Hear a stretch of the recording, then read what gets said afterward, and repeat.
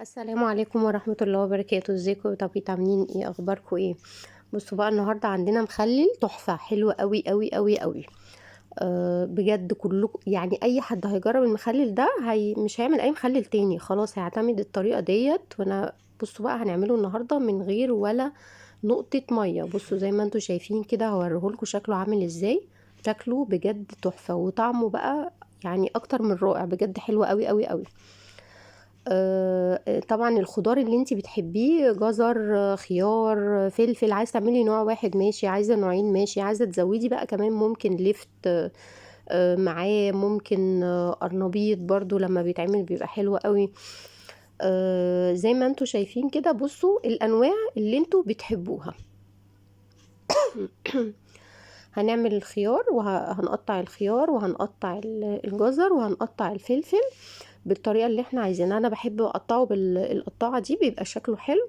وكمان لما تيجوا تقطعوا المخلل عموما، قطعوه قطع صغيره، ما تقطعوهوش كبير، علشان اللي ياخد قطعه واحده ياكلها على طول، وما ايه ما يبقيش منها. تمام. حاجه كمان، بصوا بقى، احنا بعد ما هنعمل المخلل بتاعنا وهنعبيه في البرطمانات بتاعتنا، احنا طبعا زي ما قلنا هنعمله من غير ميه. هيعتمد على الخلطة اللي احنا هنعملها، وعلى السوائل والميه اللي هتنزل من الخضار بتاعنا. تمام. فطبعا الى حد ما في البداية هتبقى قليلة شوية، فهنعمل ايه؟ هنجيب طبق نحط فيها البرطمان بتاعنا.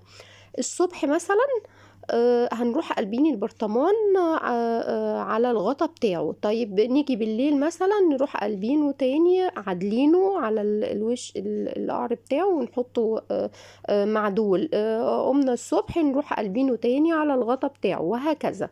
هما يومين، 2 3 ايام بالكتير، وهتاكلوا منه. بصوا، احلى مخلل ممكن تجربوه في حياتكم، بجد حلو قوي قوي قوي. زي ما بقول لكم كده، ما تنسوش اهم حاجه البرطمان، بنفضل نقلب فيه طول ما احنا رايحين جايين. مش لاقي حاجه اعمليها، خشي قلبي البرطمان، ما فيش اي مشكله. اعدليه. ما اتضايقتي من العيال، خشي روحي برضو قلب البرطمان، ما فيش مشكله.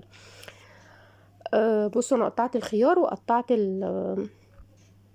الجزر، قطع الفلفل كمان. وبعد كده بقى ايه؟ هنعمل الخليط بتاعه. هاتوا بقى الفلفل الاحمر الحراق، موجود اليومين دول في السوق كتير.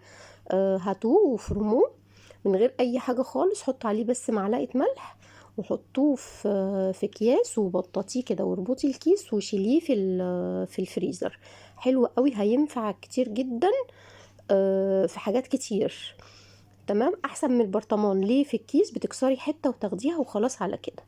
بصوا بقى، زي ما انتوا شايفين، انا عندي 3 كيلو خضار. الكيلو الواحد بياخد 3 معالق ملح. تمام. فانا حطيت 9 معالق ملح، وكوباية زيت، ونص كوباية خل، ونص كوباية عصير ليمون، وكوبايتين من من الفلفل الاحمر المفروم دوت. تمام. وكل كيلو كل كيلو برضو خضار بياخد نص معلقة سكر كبيرة. يعني انا احط دلوقتي معلقة ونص سكر. وهنقلب بقى ايه كل الخليط دوت مع بعضه كويس. انتوا عايزين تعملوا نفس الكمية، هتحطوا نفس كمية الحاجات اللي انا حطاها دي. عايزين تعملوا نص الكمية، هتعملوا نص الكمية الخليط اللي انا عاملاه دوت. تمام. قلبيه كويس عادي، مش مشكلة، مش مهم الملح يدوب قوي. مش مهم الملح يدوب قوي، مفيش مشكلة. انا حطيت الخضار كله على بعضه، وهقلب الخليط دوت كويس جدا على بعضه. وبعد كده هنحطه في البرطمان، هنكبسه كويس جدا جدا. ولازم ونحط كمان كيس او ستريتش ريب، ونغطي بالغطا كويس.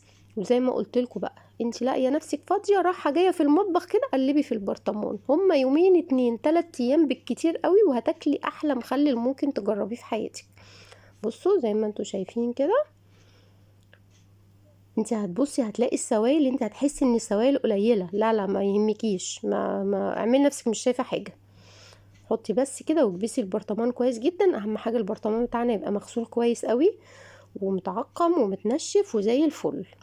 تمام. حطينا اهو الكيس بتاعنا اهو زي ما انتوا شايفين. هنجيب بقى الطبق ونحط البرطمان، ونفضل نقلب رايحين جايين. بصوا لما هُم يومين 2 وتاكلي منه.